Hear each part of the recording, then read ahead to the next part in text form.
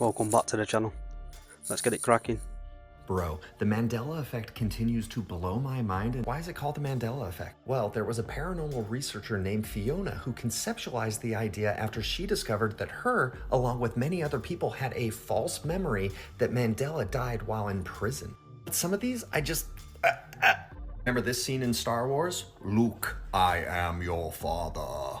Yeah, that never happened. He never said that. Except he did. He did. Mirror, mirror on the wall? No, she never said that. It's magic mirror on the wall. Oh look, it's Mr. Monopoly Man. Except it isn't. He never had a monocle, except for the fact that he did. I know he did. Did you guys ever watch Pikachu growing up? Is this what you remember the tail looking like? Because that's what it is for me. Except apparently this is what it's always been. No black mark on the tail. You remember the movie Shazam where Sinbad played a genie? It doesn't exist. There's Kazam with Shaquille O'Neal. I get it.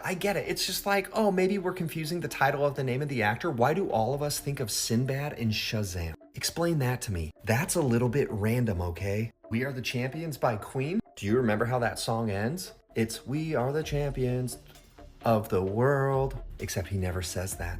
Except he did. This is why many people think the Mandela effect is actually evidence that we live in a matrix or a simulation. I don't care who you are. I do not care who you are. You will never convince me that that wasn't the original logo because it's ingrained in here. Right, the Mandela effect. I heard this years ago, but I was honestly proper blown away by it when I first heard it. I loved it. Proper interesting. But all these theories that come up with Pikachu with the black tail, everyone remembers that. The biggest one for me is Monopoly guy. He says it on Ace Ventura. It must be the Monopoly guy. There's no way you can deny that. It's mad. People do have some strange theories like 2012 when it's a different timeline and all that. Don't know about that, but I do remember it is weird that millions of people remember the one thing and it never happened. Strange. I've read every fucking theory on how they built those pyramids. The Great Pyramid of Giza has 2,300,000 stones in it. Some of them they weigh between 2 and 80 tons. Some of them are cut from a quarry that's hundreds of miles away. These things point, that pyramid is shaped perfectly. Like, if you fucked up like a quarter inch there, a half inch here, by the time you get to the top, that thing's a mess. But meanwhile, it's not. It's perfect. It's also perfectly aligned to true north, south, east, and west. And they're not really sure how old it is. They think they date it to 2,500 BC, but that's just because of organic particles that they pulled from inside stones. But they also say that they probably could have sealed those stones and resealed those stones over time. You're dealing with like a gigantic mystery of unfathomable proportion.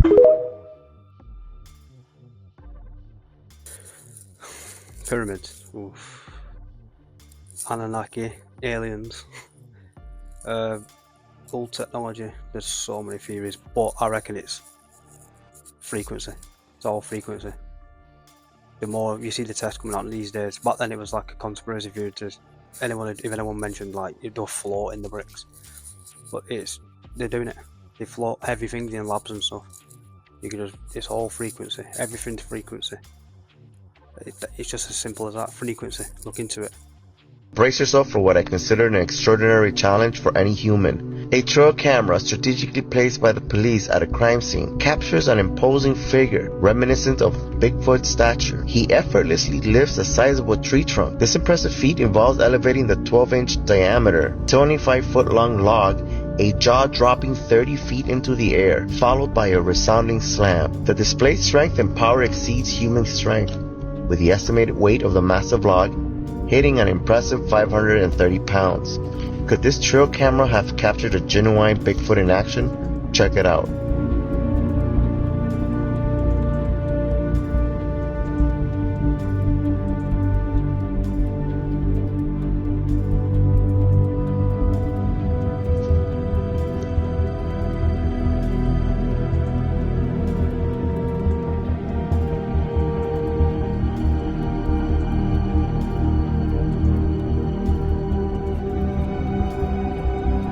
Listen, Bigfoot.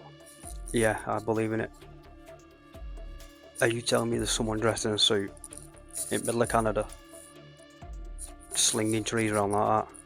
The power, the strength, there's no way. He was picking them up like toothpicks and just chucking them out where he walks up the hill. Just with ease. And then just like launch them about. There's no way. There's no hoax. No one could hoax that. No one could get in a suit and chuck a tree around. There's no one strong enough. It's just loads of evidence. Bigfoot is real. Get on board with it.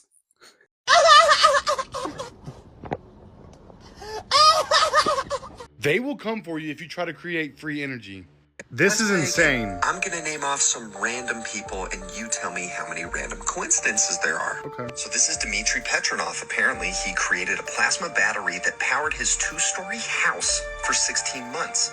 In 2010, he went to a bakery and that's the last time the world ever saw him. Wow. Coincidentally, this is Zachary Warfield. He was also working on a plasma battery. He even met with Dmitry a couple of times to exchange notes. He died in a crazy boating accident.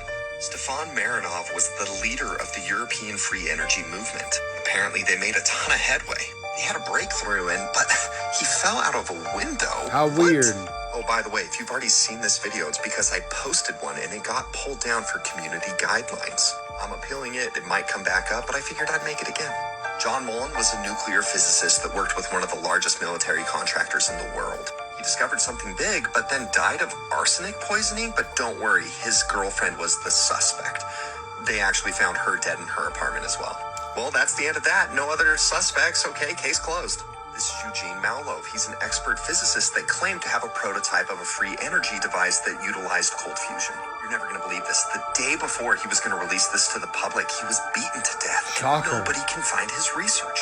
Ari DeGo also worked on a free energy device and actually patented his technology. He was headed to the airport to go meet some investors, but he never made his flight. They found him dead in his car. What? Rory Johnson was said to have built a car motor that utilized cold fusion and can get over 500 horsepower. The U.S. Department of Energy put a restraining order on his technology so that he could not release it. He was super healthy, but I guess he mysteriously died? Mark Tomian also patented some zero-point energy systems. He developed a prototype, but died. And again, his research is missing. Stan Myers was said to have built a car that ran on water. He was meeting with 2 investors at lunch when he suddenly died. His last words were, "I have been poisoned." Nikola Tesla was obsessed with discovering free energy. The poorest people in the world. It would bring everybody up. And it was said, on a small scale, he proved it. So he went to his funder to ask for more money, and his funder pulled the funding. This was JP Morgan. Now, I know this is just a coincidence. It has nothing to do with the fact that he owned General Electric, he owned freaking copper mines, rubber mills, everything within the fossil fuel system he had a piece of. Oh, by the way, Tesla was blacklisted from the industry. Nobody would fund him. He died penniless, but the government came in after he died and confiscated all of his research. There were 80 boxes. When it was deemed that it should be given to his nephew, only 60 boxes were given. What happened to the boxes? I'm sure they just consolidated them. But the elites wouldn't suppress technology that would benefit all people, right? Because we're trying to advance as a society, not, make every single ounce of profit we can. Anyway. Poor old Nicky Tesla. He died in the 40s and he's getting recognition. Now, in the last decade, he gets recognition properly for what he's done. Like the younger generation who he is now. And he died penniless. And they took everything off him, man. It's just horrible. When he one of the first people to see get an X-ray, picture of an X-ray, like a foot or something. Tesla turbines, Tesla coil, and he died penniless, in a hotel, and got robbed after he was dead. Scummy. P. Diddy might actually just be a big old distraction. Watch this. The whole entire world is being distracted by the P. Diddy case. Right. What's going on with Diddy? The whole soap opera. So I sat back and I asked myself, why? Why are they making light of this right now? I mean, if he's wrong, he's definitely wrong. But why are they making light of it? What are they trying to hide? Because usually, when they got one thing going on over here, they have something else going on over here. Mm-hmm. So I did my research. And on the same day that they came and arrested Mr. P. Diddy and had media in a frenzy, social media in a frenzy, but on that same day, Did you know? Yeah, you. Did you know 23andMe? Yes, at 23andMe. The DNA database. Every single CEO and director has resigned. Now you gotta ask yourself, why would the CEOs and directors resign? Now let's go back to when the data breach happened.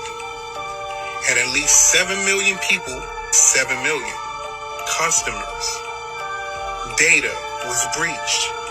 DNA data was breached. And nobody knew that these guys resigned on the same day that P. Diddy got locked up. Don't you think this is something that you should have knew about? Yep. They have a lot of power. They weird, y'all. You know what's about to go down, right? Pay attention.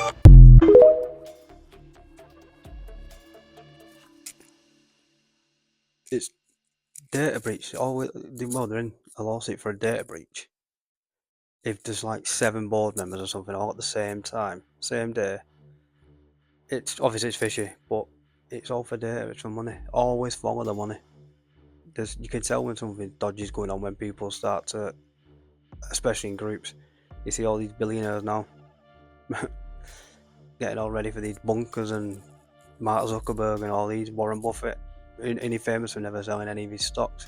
He just sold billions of them straight away because they all know something that we don't know. It's insider trading. That's legally allowed to go on because they're all in each other's pockets. They're all in bed with each other. It's just, you can't win either. It's frustrating. It's just so dodgy. And there's millions. I only use 23andMe, but there's millions of people that are just unwillingly had their data in the hands of who knows. Do you know what I mean? And for what reason? It's disgusting. They'll get away with it though. They always do. Is Kanye crazy, or did he just expose the industry? And they wanted to medicate me every day. You realize, like, they could have just switched to medication and I wouldn't be here. And on the news, they would have said it was because of a mental issue, right? I ain't never been back to the hospital since 2015, but every time they say I'm crazy, it's just when I'm saying the truth. So what's the crazy part, really? Is he crazy, What's the crazy part, really? or is he telling us the truth? They can control LeBron James. They can control Jay-Z and Beyonce. But they can't control me. You already black mirrored me. You already made everybody think I'm crazy. You already took my family away. You already separated all my friends. I don't got no celebrity friends. Because when I was on TV, on Instagram saying, I don't know where my child is, and the Kardashians kidnapped my daughter in public, and I didn't have the address of my child, none of these niggas that want to say something now. Travis gave me the address. But as far as Meek Mills, Puff Daddy, whoever, none of these niggas, all you fake hard niggas, fuck you. No, hold on. All you fake hard niggas, fuck you. You know what I'm saying? I don't give a fuck because you can't shoot nobody anyway. And the reason why you got to talk is because you get a deal, you fucking fed.